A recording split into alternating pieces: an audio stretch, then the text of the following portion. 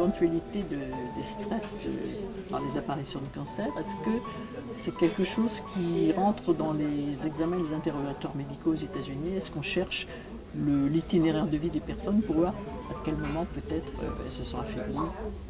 À ma connaissance, non. À ma connaissance, on ne cherche pas s'il y a des antécédents de stress. Mais je n'ai pas pratiqué je ne pratique pas la médecine clinique ici aux États-Unis. Donc ce que je dis est... Mais vous devez connaître quand même quelques médecins. Ah oui, bah, j'en connais plein, mais je ne les ai pas vus interroger des patients. Donc je ne sais, je pense que non, pas plus qu'en France. C'est difficile de définir un stress. Le stress, on en a tous les jours. Après, il y a les gros stress. Mais je pense que votre question a beaucoup de sens. Parce que notre système immunitaire est relié à notre système nerveux, c'est clair, même notre système intestinal aussi. Oui, tout est lié. Et le stress peut avoir un impact sur nos défenses immunitaires. Et donc favoriser les... Regardez, vous avez un stress, vous êtes fatigué, vous avez un herpès qui apparaît. Pourquoi est-ce qu'il apparaît? Parce que votre système immunitaire, pendant ce temps-là, était un peu déficient. Et vous avez votre virus qui repart et vous avez votre herpès. Donc il y a des relations très très étroites entre le système immunitaire et le système neurologie, je dirais même plus neuropsychique ou psychique.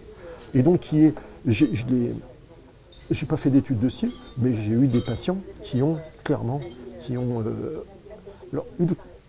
eu un cancer, je ne sais pas, mais clairement rechuté après un énorme stress. Ah oui, ça j'en ai eu. Donc qu'il y ait des liens.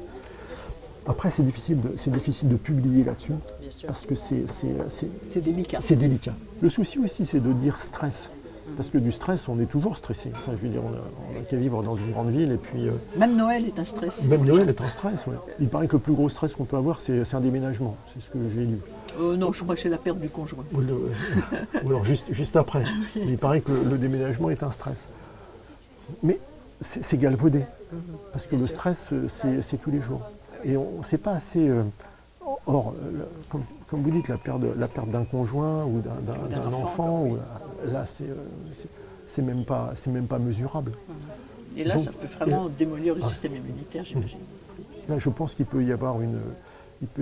Mais à ma connaissance, mais attention, hein, j'ai pas étudié. Il y a peu d'études là-dessus et je n'en ai pas vu de... Non, par contre, j'avais vu un article qui m'avait marqué.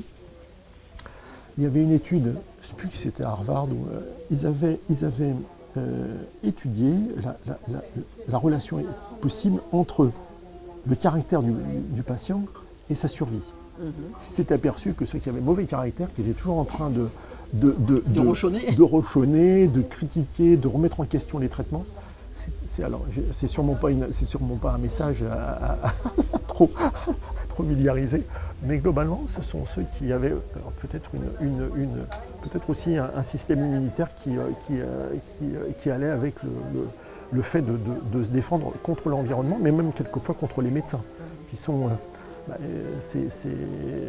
font partie de l'environnement et qui font partie de la maladie.